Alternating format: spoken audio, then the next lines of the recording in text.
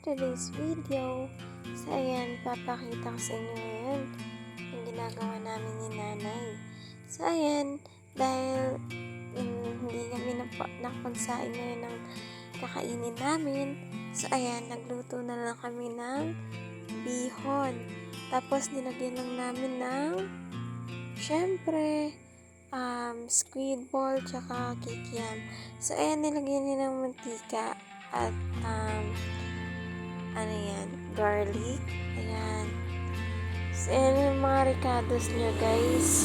Ayan, kung makikita nyo, nandiyan nakalagay yung aming kahoy. Nandiyan yung nalagyan namin ng mga pinggan. Ayan yung aming kusina, guys. So ayan, sa mga nag-aakalang mayaman ako, hindi po ako mayaman. And hindi po yan natapos yung bahay namin kasi nung last po yan na pinagawa ng tatay ko, hindi po natapos kasi nga po is nagastos po sa kanya and nagkasakit po siya. So ayan, meron tayong magic sarap and may isang nor. So ayan, nilagay ko na yung nor dyan and nahalo-halo niya na pala yung kanyang mga ricados, guys. So ayan, nilalagyan na ng toyo yan, guys, para may lasa. So ayan, yun yung aking nanay, guys. Siya nagluluto ngayon. And andyan yung naghuhugas ng pinggan, guys. And ayan, kung makikita nyo yung mga plato ng tuyo dyan, nahugasan na. Ayan yung dalawang tab na yan, nilalagyan ng tubig na panghugas namin. And ayan, dahil may balon kami doon, malapit lang talaga sa bahay namin. So ayan yung aming bahay na hindi natapos sa pagpagawa. So ayan, may ref kami pero hindi sa amin yan. Kasi sa tito ko po yan and yan sa kamag-anak namin yan. Pinahiram yan sa amin dati no. Ako yung nagbibenta pa ng street food ng mga fishball. Kaya lang nasira na siya, guys. Kasi dati pa siyang may sira. So ayan, ayan yung lalagyan ng aming bigas. Yung tab na yan. Sobrang tagal na ng tab na yan kaya hindi na napalitan. So ayan, dito yung kwarto namin. Pag nahati ito sa tatlo, magiging tatlo din yan. Pwedeng dalawa. So ayan, kung makikita nyo, guys, is puro matibay talaga yung bahay namin. Kaya lang hindi pa napatapos sa pagpapagawa.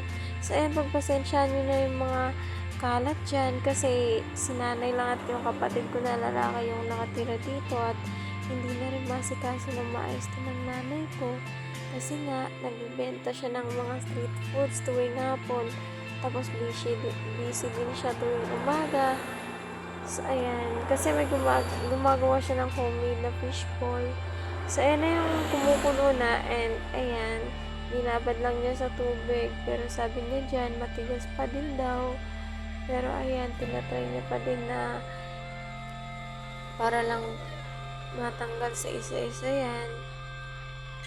So, ayan yung bahay nito ng kapitbahay namin. Yes, guys, yung bahay nila dyan. Ayan yung mga halaman. And ayan nga pala yung melty shop ko, guys. Yung may black na tolda na yun. Ayan yung aking melty shop. Yes, dyan na ako natutulog. Parang bahay ko na rin yan. So, ayan yung bahay namin, guys. Yes, hindi siya maganda kasi hindi pa siya natapos. Ayan yung paligid namin, guys. Maraming mga pulot halaman. So, ayan, yung ano namin dyan, bubong namin dyan, sinapawan lang yan ng ng bubong na yung selos. So, ayan, yung dati yung bike ko na ginagamit yun kasi nung na-aksidente ako, hindi ko na nagamit. So, ayan, nilagay na yan ng nanay ko ng bacon kapag saog niya doon sa mga ricados. So, ayan, guys. Maya-maya lang hahaluin niya na yan. So, ayan, hinahalo-halo niya na. Ayan. So, ayan, titikman niya na kung masarap pa.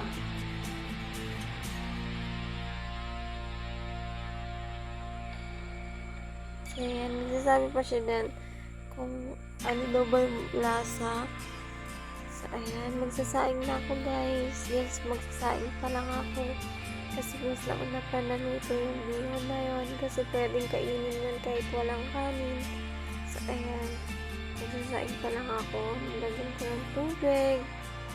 Siyempre, kukuha na tayo ng bigas. So, ayan. Makikita nyo, konti na lang yung bigas namin dyan. Ayun, kukuha na tayo mga 3 at 4 na dangkal lang. Tapos okay na yun.